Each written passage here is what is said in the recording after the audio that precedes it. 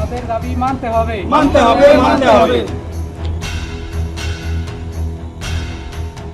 দীর্ঘদিন ধরে বেতন বৃদ্ধি না হওয়া সহ একাধিক দাবিতে কুশমন্ডি আইটিআই কলেজের ধর্নায় বসে বিক্ষোভ দেখালেন শিক্ষক শিক্ষিকারা। বুধবার কলেজ চত্বরে বিক্ষোভ কর্মসূচিকে ঘিরে চাঞ্চল্য ছড়ায়।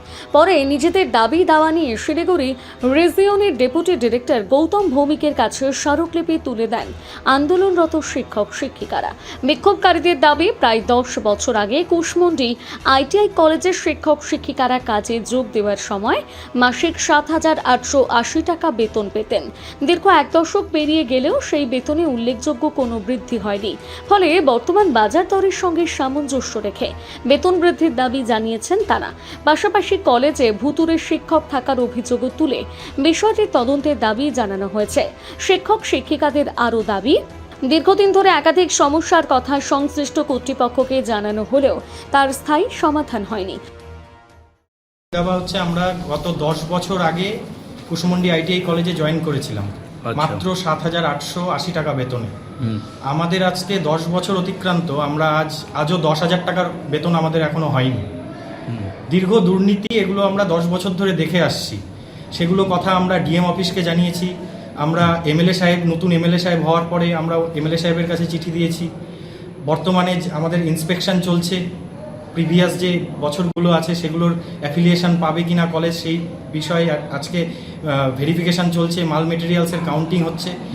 তাই এই সুযোগে আমরা সরকারের কাছে কাগজ জমা দিচ্ছি। আমাদের দাবি দাবা হচ্ছে আমাদের বেতন বৃদ্ধি যেন হয়, ন্যূনতম বেতন কাঠামোতে যেন আমাদেরকে অগ্রাধিকার দেওয়া হয়। 10 বছর ধরে আমাদের পিএফইএসআই কিছু চালু ছিল না, এই রিসেন্ট 6 মাস ধরে আমরা পিএফইএসআই পাচ্ছি। আচ্ছা, আগে 7,800 টাকা বেতনে আমরা জয়েন করি। বছরে ওই যখন করোনা প্যান্ডামিক চলে সেই সময় আমাদের ইনক্রিমেন্ট বন্ধ থাকে। পরবর্তীতে আমরা 400-500 টাকা করে ইনক্রিমেন্ট পেতাম বছরে। এখন সেই বেতন 9,905 টাকায় গিয়ে পৌঁছেছে। তাও সবার না, কিছু কিছু স্টাফরা যারা পরে জয়েন করেছে তাদের 8,000 টাকার মতো বেতন আছে, 7,000 টাকাও বেতনে কাজ করছে। এখন বর্তমানে যে সংস্থা আমাদের চালাচ্ছে তারা চাচ্ছে যে আমরা যে সমস্ত স্টুডেন্টদেরকে পড়িয়ে বের করে দিচ্ছি বা পরবর্তী জীবনের জন্য যারা ফিটার, ইলেকট্রিশিয়ান আমাদের যে ট্রেডগুলোর থেকে বেরোচ্ছে, তারা আমাদের সংস্থা চাচ্ছে যে এই টিচারগুলোর বয়স হচ্ছে, এই টিচারগুলোকে বেতন বাড়াতে বলছে, এদেরকে বের করে সেই স্টুডেন্টদেরকে জয়েন করানোর তারা প্রচেষ্টা করছে। দিতে এসেছি যে আমরা এখানে যে 10 বছর বা 8 বছর ধরে কাজ করছি, হ্যাঁ, এখানে যে বেতন, সেই বেতনের কোনো সুরাহা নেই। আচ্ছা, 7,000 টাকা দিয়ে আমি জয়েন করেছিলাম। আমি এখানে 4 বছর হচ্ছে। 4 বছর আগে আমি অন্য কলেজে ছিলাম, 4 বছর আমি ট্রান্সফারে এসেছি।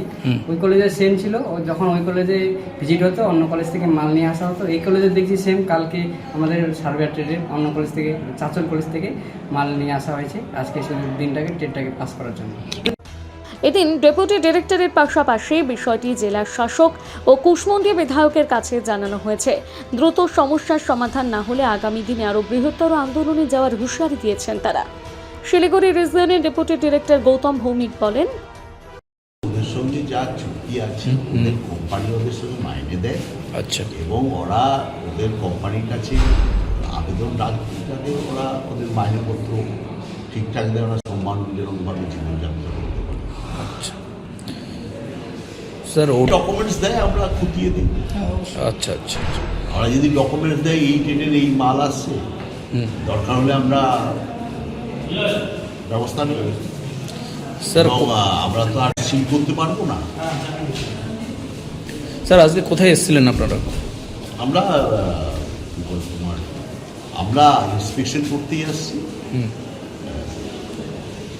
একটা ওভারঅল ইন্সপেকশন করতে আসছি, এই কলেজে এসছি। কুশমন্ডি আইটিআই কলেজের ভারপ্রাপ্ত অধ্যাপক পি.এ. কুসুম মিশ্র জানান, সমস্যা আছে ওদের। এটার অ্যাকচুয়ালি মেন প্রবলেম হচ্ছে, এটা তো পিপিপি আইটিআই, মানে এটা গভর্নমেন্ট আমাদের একটা গ্রান্ট দেয়। আচ্ছা, এটা 2016 সাল থেকে আজ পর্যন্ত একই গ্রান্ট দিয়ে আসছে। আচ্ছা, তার ভিতরেই কিন্তু আমাদের একটু একটু করে ওদের বাড়ানো হয়েছে। বাড়ানোগুলো কম, যেটা বাড়ানো হয়েছে সেটা যে মূল্যবৃদ্ধির সাযুজ্য রেখে, মানে ওই কি আমরা বলো, ওই কনজিউমার প্রাইস ইন্ডেক্সের সঙ্গে তার কোনো সম্পর্ক নেই। আচ্ছা, কিন্তু কিছু করার নেই, মানে যেহেতু গ্রান্ট বাড়েনি, আমরা গ্র্যান্টের জন্য অ্যাপিল করেছি, এমন তা নয় যে গ্র্যান্টের জন্য অ্যাপিল হয়নি, কিন্তু সেটা এখনো পর্যন্ত গভর্নমেন্টের সেই জায়গা থেকে ফিরে আসি। প্লাস গভর্নমেন্ট যে পেমেন্টগুলো আমরা পেয়ে থাকি সেগুলো বেশ ইরেগুলার।